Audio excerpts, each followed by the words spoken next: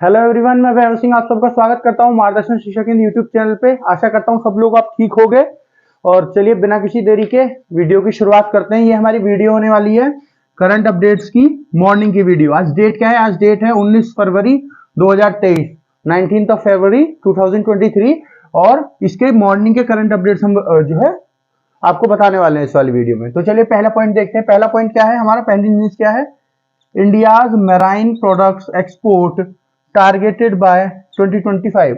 तो हम इस न्यूज में ये पढ़ने वाले हैं कि इंडिया के जो मैराइन एक्सपोर्ट्स हैं, जो मैराइन प्रोडक्ट्स इंडिया एक्सपोर्ट करता है, वो उसका टारगेट क्या रखा गया है गवर्नमेंट ऑफ इंडिया के द्वारा 2025 के लिए। ठीक है, ये चीज हम इसमें डिस्कस करने वाले हैं। पहले आप ये जानिए मैराइन प्रोडक्ट्स क्या होते हैं। मैराइन प्रोडक्ट्स वो ऐसे प्रोडक्ट्स होते हैं जो पानी से हमको मिलते हैं। जैसे आप मान लीजिए हमको मछली मिलती है ना, मछली भी तो खाने के लिए इस्तेमाल होती है, मछली होती है, मछली मिलती है। और भी बहुत सारी चीजें होती हैं जो पानी के अंदर मिलती हैं। जैसे श्रिम्प्स होते हैं। श्रिम्प क्या होते हैं? झींगा जिनको बोलते हैं, वो होते हैं। और भी बहुत सारी चीजें होती हैं जो हमको पानी से मिलती है, जिसको सी फूड बोलते हैं।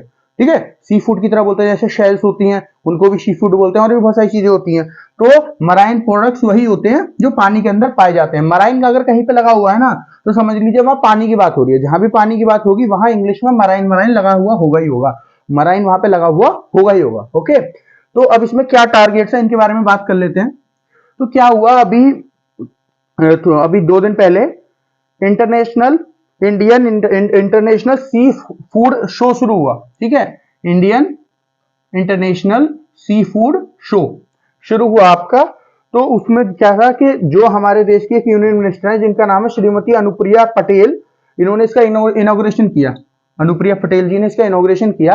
और इनॉग्रेशन जब करते हैं, इनॉग्रेशन का मतलब जो उद्घाटन करते हैं, तो उद्घाटन करते समय जी के पहले स्पीच देते हैं ना एक, तो उन्होंने एक स्पीच दी। उन्होंने क्या स्पीच दी कि इंडियन गवर्नमेंट ने एक टारगेट बनाया हुआ है। क्या टारगेट बनाया हुआ है कि 2025 तक हमको क्या करना है, जो हमारे मैराइन प्रोडक्ट्स का एक्सपोर्ट है, जो भी हमारे मैराइन प्रोडक्ट हैं, जो भी पानी से मिलने वाले हमारे प्रोडक्ट हैं, जो भी सामान है, उसका एक्सपोर्ट जो हम उनको बेचते हैं किसी और देश को, वो हम कब कितना कर देंगे? हम $14 बिलियन तक उसको कर देंगे।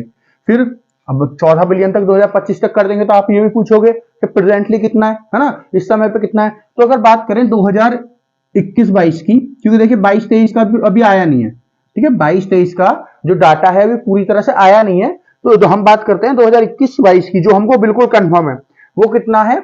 वो है आपका $7.76 बिलियन। कितना? $7.76 बिलियन। और ये जो डॉलर है, ये यूएस डॉलर की बात हो रही है। ठीक है, तो हमारा जो टारगेट है 2025 तक वो 14 बिलियन है। और 2021-22 जो फाइनेंशियल ईयर था, जो 2021-22 जो ईयर था, देखिए इसमें 21-22 क्यों ले हैं? ये 2 साल क्यों ले रहे हैं? ऐसे मैं बोल रहा हूँ 2022-23 का आया नहीं है। देखिए जो हमारा फाइनेंशियल ईयर होता है ना, फाइनेंशियल ईयर जो होता है, जो हमारा बजट आता है, जैसे बजट हमारा कब आता है? 1 फरवरी को हमारा बजट आता है, 1 फरवरी को। लेकिन लागू कब से होता है हमारा बजट? हमारा बजट लागू होता है 1 अप्रैल से। 1 अप्रैल से हमारा बजट लागू होता है। तो उससे पहले के 3 महीने बच गए ना, जनवरी फरवरी और मार्च। और पिछले महीने में भी अप्रैल से शुरू हुआ होगा, तो अप्रैल से लेके और अगले महीने के मार्च के एंड तक, 31 मार्च तक, 1 अप्रैल से लेके लास्ट महीने के और अगले महीने के 31 मार्च तक का ये जो पूरा पीरियड होता है, इसको एक फाइनेंशियल ईयर कहते हैं। तो हमारे यहाँ पे फाइनेंशियल ईयर ऐसे ही गिना जाता है। एक साल हमारे यहाँ पे गवर्नमेंट बेसिस पे ऐसे ही गिना जाता है। जो हम वैसे गिनते हैं कि 31 जनवरी को साल खत्म हो गया, वो एक अलग चीज है ना। लेकिन जो हमारे यहाँ पे फाइनेंशियल ईयर गिने जाते हैं, मतलब जो भी गवर्नमेंट के काम होते हैं ना, वो सब इसके अकॉर्डिंग होते हैं कि 1 अप्रैल से हमारा फाइनेंशियल ईयर शुरू होगा और 31 मार्च को खत्म हो जाएगा। इसकी वजह से 2 सालों के नाम आ जाते हैं यहाँ पे, क्योंकि दूसरी साल के भी तो 3 महीने ऐड हो जाते हैं उसमें। तो उसी तरह 2021-22 जो है, इसका जो इसका जो वो था आपका, जो बिजनेस हुआ था मैराइन प्रोडक्ट्स का, कितना था? 7.76 बिलियन। ये 17% के आसपास था। 17% के आसपास था टोटल जितना भी हमने प्रोडक्ट जो है, खाने का कोई भी प्रोडक्ट जो एग्रीकल्चर प्रोडक्ट था, वो हमने वो किया था, जिसका एक्सपोर्ट किया था, उसका 17% था। क्या? ये जो आपका सी फूड जो है 2021-22 में हमने एक्सपोर्ट किया था, कितना? 7.76 बिलियन डॉलर ये हमने किया था। अब टारगेट मैंने आपको बता दिया कितना रखा है, 14 बिलियन। अब इसके लिए काम क्या क्या किया जाएगा, है ना, इसके लिए काम क्या क्या किया जाएगा, क्या क्या हो रहा है, ये सब भी हमको पता होना चाहिए। तो देखिए गवर्नमेंट ऑफ इंडिया ने क्या किया है। गवर्नमेंट ऑफ इंडिया की एक ऑर्गेनाइजेशन है, ये जो अनुप्रिया जी हैं, अनुप्रिया पटेल जी, इन्होंने बताया कि गवर्नमेंट ऑफ इंडिया की एक ऑर्गेनाइजेशन है जिसका नाम क्या है? CMFRI। क्या है ऑर्गेनाइजेशन का नाम? CMFRI। ये गवर्नमेंट ऑफ इंडिया की एक ऑर्गेनाइजेशन है। इसकी फुल फॉर्म अगर मैं आपको बताऊं तो central marine fisheries research institute, है ना, central marine fisheries research institute. तो इसमें क्या है, ये रिसर्च करती है कि कैसे कैसे यहाँ पे बेसिकली फिशेस की बात हो रही है ना, क्योंकि देखिए फिशेस की बात क्यों हो रही है, क्योंकि देखिए गवर्नमेंट ऑफ इंडिया ने टारगेट रखा है 2025 तक मैराइन प्रोडक्ट्स का। लेकिन देखिए जो सबसे ज्यादा बिकने वाला प्रोडक्ट होता है ना, वो आपकी फिशेज होती हैं। जो सबसे ज्यादा बिकने वाला प्रोडक्ट होता है वो आपकी फिशेज ही होती हैं। तो इस वजह से ज्यादा जो फोकस किया जाता है, जब मैराइन प्रोडक्ट्स की बात होती है तो फिशेज की बात हो रही है। तो ये जो रिसर्च जो आपकी सेंट्रल की टीम है, institution research institution fishery research institution, इसने क्या बोला है कि हमने क्या किया है, हमने कुछ जगह हैं समुद्र के अंदर जिनको आइडेंटिफाई किया है, किस चीज के लिए इनको आइडेंटिफाई किया गया है, इनको आइडेंटिफाई किया है सी केज फार्मिंग के लिए। किसके लिए? Sea cage farming. देखो सी तो समुद्र को बोलते हैं, केज क्या होता है, केज बोलते हैं जाल को, और ये क्या हो गया आपका फार्मिंग, जो फार्मिंग करते हैं, जो खेती करते हैं उसको फार्मिंग बोलते हैं। इसी तरह यहाँ पे किसकी बात हो रही है, यहाँ पे मछलियों की बात हो रही है, उनके लिए यहाँ पे फार्मिंग हो रहा है, इस्तेमाल हुआ है। तो इसमें क्या होता है, सी केज फार्मिंग क्या होती है, देखिए मछली पकड़ने के कई तरीके होते हैं। एक तो नॉर्मल तरीका ये होता है जाल फेंको और मछली उसमें आ जाएंगी, जो उनको पकड़ के ले आओ, ठीक है। एक होता है जो आपके पास बड़े बड़े ट्रॉलर्स होते हैं ना, बड़े बड़े शिप्स होते हैं, उनमें लगे होते हैं पहले से नेट्स, आप उनको लेके जाओ, उसमें मछली फंसी चली जाएंगी।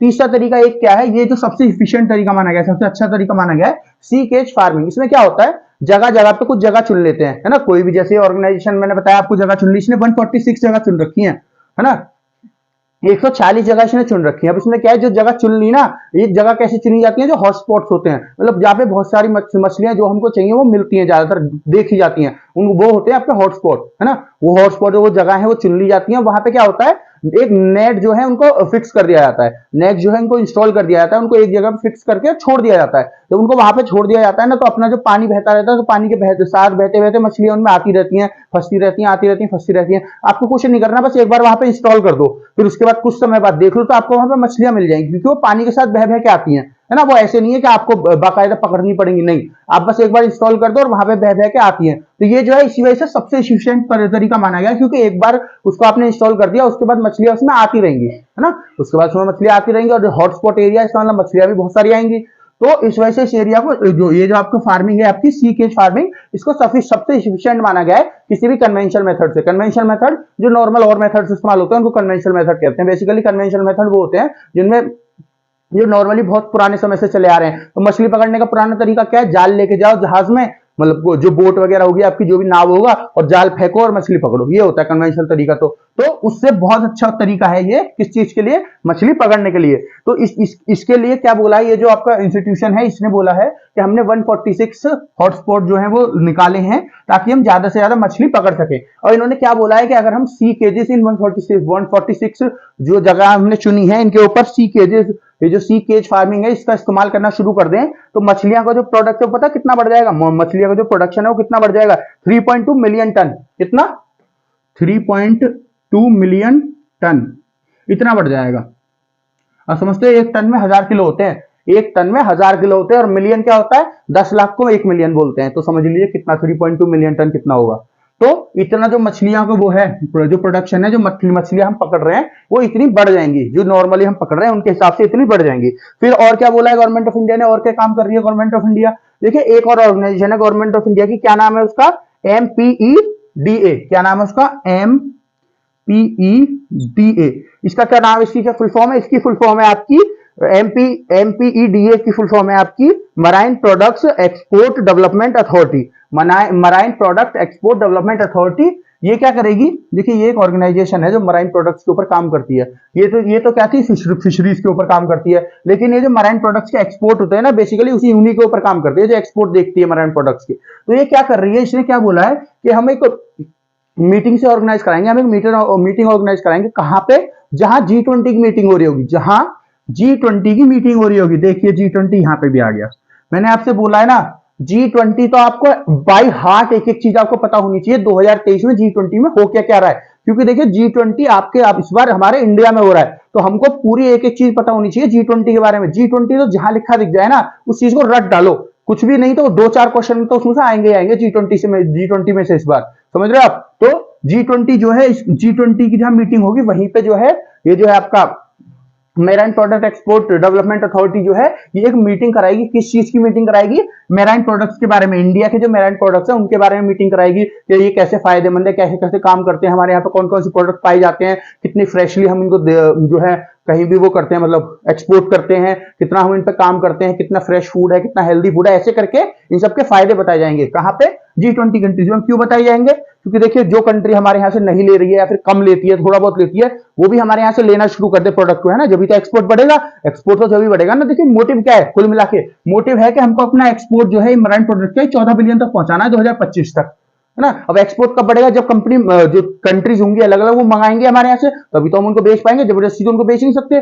तो वो जो कंट्रीज है हमारे यहाँ से मंगाएंगे, तो इसलिए हमको जो अपना प्रोडक्ट है उसका क्या करना पड़ेगा? उसका वो करना पड़ेगा, प्रमोशन करना पड़ेगा। तो ये प्रमोशन का एक तरीका G20 जो है इसके साइड में एक मीटिंग करा के जितने भी G20 लीडर्स हैं, शराफाज हैं या और कोई मीडिया हाउसेज हैं, वो सब आएंगे, वो देखेंगे इस मीटिंग को, रिकॉर्ड करेंगे, अपने न्यूज चैनल पर डालेंगे, और क्या होगा? हमारी हमारी जो मराइन प्रोडक्ट्स हैं, है ना, इनका जो क्या होगा? प्रमोशन होगा इनका। ओके, अब देखिए ये तो मैंने आपको बता दिया क्या क्या गवर्नमेंट ऑफ इंडिया प्लानिंग कर रही है, किस चीज के लिए, इनको प्रमोट करने के लिए, हमारा जो एक्सपोर्ट है इनको बढ़ाने के लिए। अगर अब मैं बात करूं कुछ कंसर्न क्या है इनके, कंसर्न मतलब इन सबको करने में दिक्कत क्या आ सकती है, जो हमारा ये टारगेट है इसको अचीव करने में दिक्कत क्या क्या आ सकती है। देखिए पहले मैं आपको एक नॉर्मल सी चीज बताऊं, इस समय पे इंडिया 100 कंट्रीज से ज्यादा कंट्रीज को, 100+ कंट्रीज को जो है अपना जो प्रोडक्ट है, जो मराइन प्रोडक्ट है, इसको हाई क्वालिटी मराइन प्रोडक्ट की बात कर रहा हूं मैं, ऐसे ही नहीं लोकल सा मराइन प्रोडक्ट नहीं, हाई क्वालिटी ये जो पानी वाला प्रोडक्ट है, जो मराइन प्रोडक्ट है, इसको क्या कर रहा है? बेच रहा है, मतलब एक्सपोर्ट कर रहा है। 100 से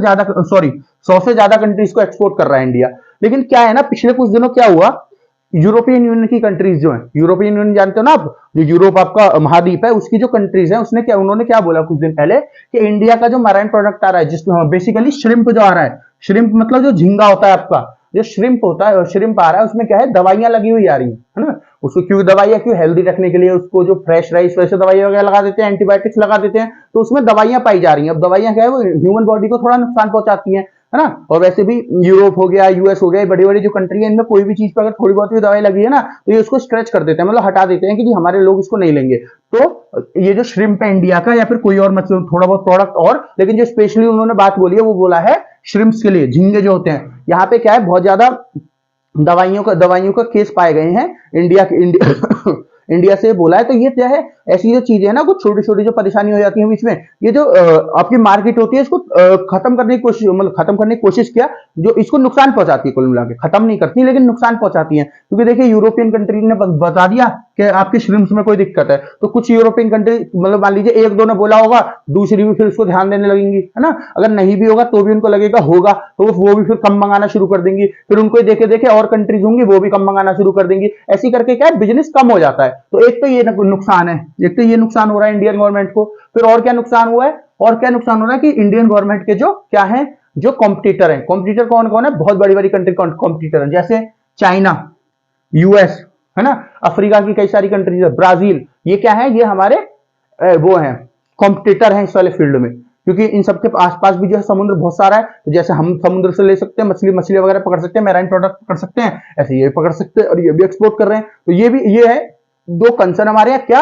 एक तो जो ये दवाइयां लगा हुआ प्रोडक्ट होता है, जो फुली हेल्दी प्रोडक्ट नहीं होता, अगर ये किसी के पास चला जाए तो हमारे स्टैंडर्ड्स को डाउन करता है। दूसरा जो हमारा कंपटीशन है, और ये कंपटीशन तो हर फील्ड में ही होता है। आपको जो है अभी तो अपना प्रोडक्ट जो है हेल्दी से हेल्दी और हाई क्वालिटी प्रोडक्ट आप रखोगे, तो जो आप कंपटीशन को मात दोगे, आप आगे बढ़ जाओगे। ओके, चलिए अब नेक्स्ट पॉइंट देख लेते हैं। ये पॉइंट आपको मेरे सबसे सारा समझ में आ गया होगा। ये 2025 का टारगेट क्या है मैंने आपको बता दिया, किस चीज का टारगेट है, क्या क्या है इसमें, सारा कुछ मैंने आपको पीछे से लेके आगे तक सारा बता दिया है। चलिए नेक्स्ट पॉइंट देखते हैं। नेक्स्ट पॉइंट क्या है? Second advance estimate of production of major crops update February 2023। तो क्या हुआ है, जो हमारे यहाँ पे मेजर प्रोडक्ट्स होते हैं ना, मेजर प्रोडक्ट्स क्या होते हैं, जो मेजर क्रॉप्स होती हैं, सॉरी प्रोडक्ट्स नहीं, जो मेजर क्रॉप्स होती हैं। अब मेजर क्रॉप्स हमारे यहाँ पे क्या क्या होती है? व्हीट मतलब गेहूं, चावल, राइस, है ना, और क्या मक्का होती है ना, बाजरा होता है, ये सब जो चीजें होती है ना, ये सब जो चीजें होती हैं, सरसों होती है, मस्टर्ड इसको बोलते हैं, ये सब जो चीजें होती हैं, ये हमारे यहाँ पे क्रॉप्स होती हैं। जो चीज हमारे यहाँ पे उगाई जाती है ना, जो भी चीज उगाई जाती है खेतों में, उसको क्या बोलते हैं? उसको क्रॉप्स बोलते हैं। तो वो हमने 2022-23 में कितनी प्रोडक्शन की है उनकी, मतलब कितनी हमारे खेतों में उगाई गई है, कितनी हमको मतलब लास्ट प्रोडक्ट मिला है, कितनी हमको लास्ट में मिली है, जो पूरा सारा कुछ काम होने के बाद जो मिलती है ना। जैसे गेहूं है, गेहूं की तो खेती लगवा दी जाती है, फिर उसके बाद उसको काटा जाता है, फिर उसको निकलवाया जाता है अलग से, तो जो गेहूं निकल के आ जाते हैं, ऐसे ही जो हर प्रोडक्ट है वो निकल के आ जाता है। तो उसके बाद कि हमारे पास कितना कितना निकल के आया, इस बार हमने कितना कुछ बढ़ावा, किसी चीज में बढ़ावा हुआ है कि नहीं हुआ, जितना पिछली बार निकला था 2021-22 में जितना निकला था उससे ज्यादा कुछ निकला है कि नहीं निकला, इस चीज के बारे में एस्टिमेट आया है। क्योंकि अभी कंफर्म डिटेल्स नहीं आई है ना, क्योंकि अभी तो फाइनेंशियल ईयर खत्म ही नहीं हुआ 2021-22, कब खत्म होगा, 31 मार्च को खत्म होगा, अभी एक पूरा महीना बच रहा है, बल्कि 1.5 महीना पूरा बच रहा है अभी। तो इस वजह से क्या है कि अगर एग्जैक्ट बोलो तो 1 महीना 10 दिन 10-11 दिन पूरे बच रहे हैं अभी। तो अभी क्या है हमारे पास फुली वो नहीं आया है, फुली डाटा तो अभी आया नहीं है, जब पूरा साल खत्म हो जाएगा उसके भी 1-1.5 महीने बाद फुली डाटा आएगा, बल्कि 2-3 महीने बाद। तो अभी हमारे पास फुली डाटा नहीं आया, तो क्या हो रहा है बार बार एस्टिमेट्स लाए जाते हैं गवर्नमेंट के द्वारा। एस्टिमेट कैसे कि हम जो है अंदाजा लगा रहे हैं कि इतना तो हमने किया ही होगा, है ना, क्योंकि देखिए अभी तक हमारे पास कुछ भी नहीं, तो 8-9 महीने का तो डाटा होगा ही होगा, है ना। तो बाकी जो 2-3 महीने बच रहे हैं, 3-4 महीने बच रहे हैं, उनका जो एस्टिमेट कर लेते हैं गवर्नमेंट, किस हिसाब से एस्टिमेट करती है, जिस हिसाब से हम हमारे पास आ चुका है पिछले 9 महीने की जो परफॉर्मेंस है, उस हिसाब से जो है एस्टिमेट लगा के गवर्नमेंट ऑफ इंडिया दे देती है कि जी हाँ हमारा जो है इस बार हो सकता है। अब एस्टिमेट लगाने से क्या होता है, देखिए पता चलता है ना, ये जो डाटा होते हैं पता होने चाहिए हर किसी को। क्यों, जब भी तो किसी भी चीज में प्रोग्रेस करोगे, मान लो हमको जो है 2025 तक 14 बिलियन करना था ये मेराइन एक्सपोर्ट, तो हमको जब पता होगा कि हम प्रेजेंटली कहां पे हैं, जब भी तो हम यहां तक पहुंचने के लिए मेहनत कर पाएंगे उस हिसाब से, है ना। अगर मान लो आप कोई पेपर दे रहे हो, आपको पता चला इस बार आपने कोई यूपी पुलिस का पेपर दिया, जैसे यूपी पुलिस का, और आपके जो है कम नंबर थे, 2-3 नंबर कम रहेगा, तो आपको पता होने चाहिए ना 2-3 नंबर कम हो गए तो हमको कितनी मेहनत करनी है। अब पता चला नंबर आपके 50-60 कम रह गए, और मेहनत 50-60 बोल रहा हूँ, नंबर आपके 10-15 कम रह गए, मेहनत आप 1% वाली भी नहीं कर रहे, तो कैसे होगा। तो आपको पता होना चाहिए ना, या फिर आप मेहनत जो है बहुत ज्यादा कर रहे हो, देखिए बहुत ज्यादा मेहनत करने से तो कोई प्रॉब्लम नहीं है, पेपर चेंज भी होता है, लेकिन फिर भी आपको पता होना चाहिए कि लास्ट, जैसे हम कट ऑफ ढूंढते हैं, ये ढूंढते हैं ना पिछले साल कितनी कट ऑफ लगी थी, उससे पिछले साल कितनी कट ऑफ लगी थी, क्यों, क्योंकि हम उस हिसाब से मेहनत करना चाहते हैं, इस वजह से तो हमको डाटा पता होना चाहिए। मेरा बताने का मोटिव यहां था कि डाटा हमको पता होना चाहिए। तो अब ये जो second estimate, second advance estimate क्यों बोल रहा हूं मैं इसको, क्योंकि एक एस्टीमेट जनवरी में ऑलरेडी आ चुका है, अब ये सेकंड आ रहा है। एडवांस मतलब एडवांस जो पहले होता है उसको एडवांस बोलते हैं ना, कई जगह हम एडवांस पैसे देते हैं, तो एडवांस, क्योंकि खत्म कब होगा, 2023-24 31 मार्च को खत्म होगा, लेकिन अभी तो फरवरी चल रहा है ना, तो इस वजह से एडवांस में जो एस्टीमेट आया है, जो गवर्नमेंट ऑफ इंडिया के द्वारा एस्टीमेट लाया गया एडवांस में। तो अगर बात करें कि क्या क्या चीज हमको कितनी कितनी मिलने वाली है इस साल में, मतलब क्या क्या कितना कितना उगाया है हमने, तो सबसे पहले बात करते हैं चावल की।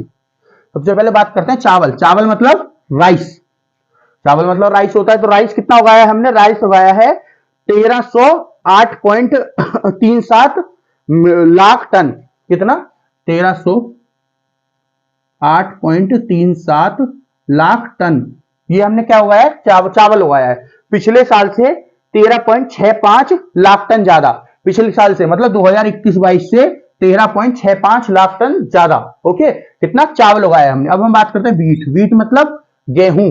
गेहूं हमने कितना उगाया इसकी बात करते हैं। गेहूं इस टाइम पे इस साल उगा है 1121.82 लाख मिलियन टन। कितना, 1121.82 लाख मिलियन टन, ये कितना हुआ है, ये गेहूं उगा है। लास्ट ईयर कितना हुआ था, लास्ट ईयर हमारा जो लास्ट ईयर हुआ था उससे 44.40 लाख मिलियन टन ज्यादा, 44 पॉइंट, उससे पिछली बार वाले से 44.40 लाख मिलियन टन ज्यादा क्या है, हमारा गेहूं उगा है। फिर अगर हम और की बात करें, मेज। मेज क्या होता है, मेज आपका होता है मक्का, मक्का होती है ना, उसको मेज बोलते हैं। तो मेज कितना होगा इस बार हमारा, मेज हुआ है आपका 346.13 लाख टन, 346.13 लाख टन, और पिछले साल के मुकाबले देखें तो 8.83 लाख टन, पिछली बार से 8.83 लाख टन ज्यादा। इसका मतलब पिछली बार कितना हुआ होगा, पिछली बार हुआ था आपका 337.30 लाख टन,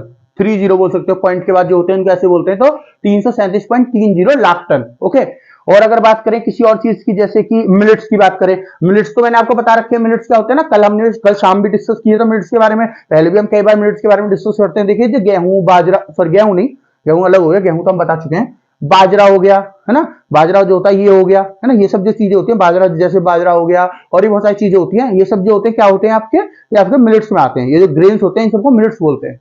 ओके, इनको और भी एक चीज और बोलते हैं, इनको एक चीज और क्या बोलते हैं, न्यूट्रिशियस सीरियल, मतलब ऐसी चीज जिनमें बहुत ज्यादा न्यूट्रिशन की मात्रा होती है। न्यूट्रिशन मतलब इसमें बहुत ज्यादा पोषण तत्व होते हैं, इसलिए तो गवर्नमेंट ऑफ इंडिया इनको प्रमोट कर रही है।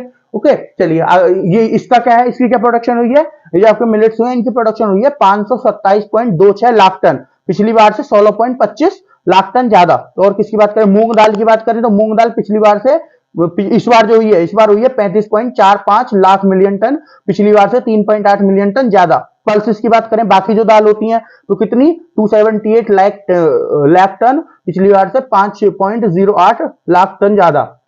ठीक है, तो ये जैसे शुगर केन की बात करें, शुगर केन मतलब जो आपका गन्ना होता है, तो गन्ना कितना हुआ है, शुगर केन की बात करें अगर तो जो गन्ना होता है आपका शुगर केन हुआ है आपका 4687.98 लाख टन, पिछली बार से 293.65 मिलियन टन ज्यादा। ओके, तो ये आपके कुछ ये जो एस्टिमेट्स हैं ये आए हैं।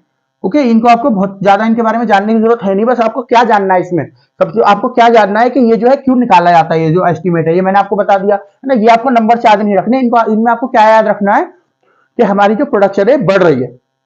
आपको ये चीज पता होना चाहिए कि प्रोडक्शन बढ़ रही है, क्योंकि किसी भी चीज में प्रोडक्शन घटी नहीं है। ये जो मेन आपकी क्रॉप्स होती है यही सब मेन हो गया, आपका राइस हो गया मतलब चावल हो गया, गेहूं हो गया मक्कई हो गई है ना, शुगर केन जो होती है आपकी मतलब गन्ना हो गया, गन्ने से चीनी बनती है तो ये हो गया है ना, और मैंने आपको दाल बताई, मूंग दाल बताई, मिलेट्स बताए, यही सब चीजें जो है, यही सब चीज जो है आपको जो है पता होनी चाहिए कि इन सब की जो बढ़ रही है, यही इंपॉर्टेंट क्रॉप्स होती है हमारी जो खाने वाली होती है, इस वजह से इनके बारे में पता होना चाहिए कि इनकी प्रोडक्शन लगातार बढ़ रही है। नेक्स्ट पॉइंट देखते हैं, नेक्स्ट पॉइंट क्या है, lieutenant general M B. Sachindra Kumar to be new vice chief of army. तो नए वाइस चीफ ऑफ आर्मी कौन बन रहे हैं, वाइस चीफ ऑफ आर्मी नए कौन बन रहे हैं, लेफ्टिनेंट जनरल एम.बी. सचिंद्र। कौन बन रहे हैं, lieutenant general M B. Sachindra Kumar, ये नए बन रहे हैं आपके वाइस चीफ ऑफ आर्मी, ये बन रहे हैं आपके वाइस चीफ ऑफ आर्मी। अगर हम बात करें कि चीफ ऑफ आर्मी स्टाफ कौन है हमारे, ये तो वाइस चीफ ऑफ आर्मी हो गए, यहाँ पे स्टाफ भी लगा सकते हो, तो vice chief of army staff हो गए आपके MB lieutenant general M B. Sachindra Kumar. लेकिन अगर आपसे कोई पूछने लगे कि हमारे यहाँ के चीफ ऑफ आर्मी स्टाफ कौन है, चीफ ऑफ आर्मी स्टाफ है हमारे यहाँ के जनरल मनोज पांडे। कौन, जनरल मनोज पांडे, ये कौन है हमारे यहाँ के, ये हमारे यहाँ के चीफ ऑफ आर्मी स्टाफ। और अगर आपसे कोई पूछने लगे चीफ ऑफ एयर स्टाफ कौन है, चीफ ऑफ एयर स्टाफ मतलब एयरफोर्स के चीफ कौन है इस टाइम पे हमारे यहाँ पे, जो सबसे लीडर होते हैं एयरफोर्स के कौन है, अगर आपसे कोई पूछने लगे तो एयरफोर्स के हैं आपके एयर चीफ मार्शल विवेक राम चौधरी। कौन, एयर चीफ मार्शल विवेक राम चौधरी। देखिए कभी भी बोलोगे ना तो इनके आगे की जो पोस्ट है जरूर बोलना, जैसे यहाँ पे मैंने क्या बताया, जनरल मनोज पांडे बताया, यहाँ पे क्या बताया, lieutenant general M B. Sachindra Kumar बताया। उसी तरह से जैसे मैंने आपको क्या बताया, जो आपके एयरफोर्स के थे उनका क्या बताया मैंने, एयर चीफ मार्शल विवेक राम चौधरी। ठीक है, तो इनकी जो पोस्ट है आपको जरूर बोलनी है, इनकी ये जो एयरफोर्स वाले इनकी क्या पोस्ट है, एयर चीफ मार्शल विवेक राम चौधरी। फिर उसके बाद नेवल स्टाफ है ना, chief of naval staff, navy के कौन है, हेड जो है नेवी के इस टाइम पे हेड है, या फिर आप बोल सकते हो chief of naval staff admiral R Hari Kumar. तो इनकी पोस्ट क्या है, एडमिरल है ना, इनकी पोस्ट क्या है, एडमिरल, और नाम क्या है इनका, admiral R Hari Kumar. Okay, तो ये मैंने आपको सारा कुछ बता दिया। अब एक चीज उसमें पूछ सकते हैं, हमारी सीडीएस, हमारे यहाँ सीडीएस की भी तो पोस्ट होती है ना, सीडीएस की भी तो पोस्ट होती है हमारे यहाँ, chief of defence staff. Chief of defence staff क्या होते हैं, सीडीएस क्या होते हैं, जो तीनों फोर्सेस के, ये जो तीनों फोर्सेस हो गई आपकी आर्मी नेवी एयरफोर्स, इन तीनों को मिला के जो हेड होते हैं, इन तीनों के मिला के जो हेड होते हैं, क्योंकि इस अभी तक हमारे क्या थे, अभी कुछ दिन पहले 2019 में थे चीफ ऑफ डिफेंस स्टाफ, ये जो हुई आपकी चीफ ऑफ डिफेंस स्टाफ की पोस्ट शुरू हुई है, सबसे पहले कौन थे, जनरल विपिन रावत थे है ना, उनकी फिर मृत्यु हो गई थी एक दुखद घटना में, एरोप्लेन उनका हेलीकॉप्टर क्रैश हो गया था। उसके बाद कौन बने हमारे यहाँ के दूसरे सीडीएस कौन बने, chief of defence staff general Anil Chauhan. कौन, जनरल अनिल चौहान। ओके, चलिए और इसमें क्या जान सकते हैं, और इसमें थोड़ा सा आर्मी के बारे में जान लीजिए, हमारी आर्मी की स्थापना कब हुई थी, हेडक्वार्टर कहाँ है, तो हमारी आर्मी की हेडक्वार्टर कहाँ है, हमारे आर्मी का हेडक्वार्टर नई दिल्ली में। और देखिए बाकी सब जितनी भी फोर्सेज है, एयरफोर्स हो गई, नेवी हो गई या आर्मी हो गई, सबके हेडक्वार्टर कहाँ है ना, सबके हेडक्वार्टर हमारे वहीं पे, जहां पे हमारी राजधानी है, कहां पे, नई दिल्ली में। और इंडियन आर्मी की बात करूं, इसको बनाया क्या गया था, कब बन के खड़ी हुई थी हमारी इंडियन आर्मी, तो 1 अप्रैल 1895, 1 अप्रैल 1895 को हमारी जो है आर्मी बनके तैयार हुई थी, इंडियन आर्मी इंडिया में। ओके, बनाई अंग्रेजों के द्वारा गई थी पर हुई तो इंडिया में ही थी। चलिए नेक्स्ट पॉइंट देखते हैं, नेक्स्ट पॉइंट क्या है हमारा, नेक्स्ट पॉइंट है हमारा Tata motors VP Ranjan Amba named as MD of Jaguar Land Rover India. तो ये जो है आपके जगह रंजन अंबा, ये जो रंजन अंबा है क्या चुने गए, एमडी चुने गए, कहाँ के, जैगवार लैंड रोवर के नए, लैंड रोवर के नए क्या चुने गए हैं, एमडी। एमडी मतलब मैनेजिंग डायरेक्टर, जो सारी चीज मैनेज करते हैं उन सबके हेड, उन सबके डायरेक्टर। ओके, तो पहले ये क्या थे, पहले ये टाटा मोटर्स के वीपी थे, वीपी मतलब वाइस प्रेसिडेंट, टाटा मोटर्स की क्या थे, वाइस प्रेसिडेंट। अब इन्होंने किसको रिप्लेस किया है, मतलब किसकी जगह पे बने हैं यहाँ पे आपके एमडी मैनेजिंग डायरेक्टर, इन्होंने रिप्लेस किया है रूही सूरी को। किसको रिप्लेस किया है, रूही सूरी को, ठीक है, रूही सूरी को इन्होंने क्या किया, रिप्लेस किया है, किसने, रंजन अंबा ने। रंजन अंबा ने क्या बन गया, ये बन गया managing director of Jaguar land Rover India. ये अपने ऑपरेशंस कब से संभालेंगे, मतलब पोस्ट कब से संभालेंगे, 1 मार्च 2023 से अपनी पोस्ट संभालेंगे। और क्या बता सकते हैं इनके बारे में, हाँ टाटा मोटर्स के बारे में हाँ एक चीज मैं आपको और बता दूं, ये जो टाटा मोटर्स है तो हमारी आप जानते हो रतन टाटा इसके हेड है इस टाइम पे, इसके फाउंडर कौन थे, जेआरडी टाटा, है ना, कौन थे, जेआरडी टाटा। इसके टाटा मोटर्स के कब इसको फाउंड किया गया था, मतलब कब बनी थी, 1945 को मुंबई में इसको बनाया गया था, किसके द्वारा, जेआरडी टाटा द्वारा, जेआरडी टाटा द्वारा 1945 में इसको बनाया गया था। अब बात करूं अगर मैं जैगवार और लैंड रोवर की ना, ये आपकी वैसे तो यूके की कंपनीज है, कहां की कंपनी है, यूके की। कौन कौन सी, जैगवार, लैंड रोवर, बहुत बड़ी बड़ी कंपनी, आपने सबने जैगवार की गाड़ी भी देखी होगी, है ना, या फिर लैंड रोवर की तो देखी होगी, दोनों की कार देखी होगी, बहुत बड़ी बड़ी कंपनी, बहुत बड़ी कंपनीज है। लेकिन आपको ये बात पता है, शायद आपको ना पता हो कि जैगवार और लैंड रोवर जो है दोनों ही टाटा मोटर्स के अंडर आती हैं, दोनों ही टाटा मोटर्स ने खरीद ली थी, कब, 2008 में इसने टाटा मोटर्स ने दोनों को खरीद लिया था, रतन टाटा ने जैगवार और लैंड रोवर दोनों को खरीद लिया था, कब, 2008 में, जून 2008 में दोनों को खरीद लिया था। ओके, तो ये किसके अंडर आती है, ये दोनों आती है आपकी टाटा मोटर्स के अंदर। पहले किसके अंडर आती थी, पहले फोर्ड, सिर्फ आपकी फोर्ड मोटर्स है, फोर्ड मोटर्स है, फोर्ड की गाड़ी भी आपने देखी होंगी, तो जो फोर्ड मोटर्स है उसके अंदर आती थी पहले दोनों, लैंड जैगवार और लैंड रोवर। लेकिन अब ये किसके अंदर आती है, ये टाटा मोटर्स के अंदर आती है। ओके, चलिए नेक्स्ट पॉइंट देखते हैं, आज की लास्ट न्यूज देखते हैं। लास्ट न्यूज क्या है, Black Sea grain deal of Russia and Ukraine. तो पहले हम जानेंगे ब्लैक सी ग्रेन डील क्या है, क्योंकि थोड़ी पुरानी डील है, मतलब करीबन 1-1.5 साल, एक साल तो नहीं, वहां पर लास्ट ईयर साइन हुई थी, 2022 में साइन हुई थी। तो पहले हम इसके बारे में डिस्कस करेंगे, फिर ये न्यूज में क्यों है इसके बारे में डिस्कस करेंगे। लेकिन न्यूज में तो है ही, यहाँ पे अगर रशिया और यूक्रेन लिख रहा है, रशिया और यूक्रेन तो लगातार न्यूज में चल रहे हैं, लड़ाई जो हो रहा है, इनका युद्ध जो चल रहा है, तो इनसे रिलेटेड ये जो डील है ये है, तो इस वजह से न्यूज में। अब क्यों है मैं आपको बताता हूँ, पहले जानते हैं ब्लैक सी ग्रेन डील क्या है। देखिए क्या है, रशिया और यूक्रेन जो है ना, बहुत लंबे समय से बहुत बड़े एक्सपोर्टर हैं, किस चीज के, आपके वीट मतलब गेहूं के, मेज मतलब आपका मक्का के, ऐसी जो खाने की चीजें होती है ना, इनके बहुत बड़े एक्सपोर्टर हैं, कौन, रशिया और यूक्रेन। और बताऊंगा आपको तो सनफ्लावर ऑयल के, जो आपका सनफ्लावर ऑयल होता है ना, तेल होता है ना, उसके, और भी बहुत सारी चीजें जिनके बहुत बड़े बड़े एक्सपोर्टर है, कौन, रशिया और यूक्रेन। अब देखिए क्या हुआ, जब 24 फरवरी 2022 को लड़ाई शुरू हुई, युद्ध शुरू हुआ, रशिया ने इनके ऊपर अटैक कर दिया, किसके ऊपर, यूक्रेन के ऊपर। तो जो भी एक्सपोर्ट किए जाते थे यूक्रेन के द्वारा, क्योंकि रशिया के तो चल रहे थे, रशिया के तो बंद हुए नहीं, लेकिन जो यूक्रेन के द्वारा एक्सपोर्ट किए जाते थे, क्यों ये सब रुक गए, क्यों रुक गए, ये भी आपको बताता हूं।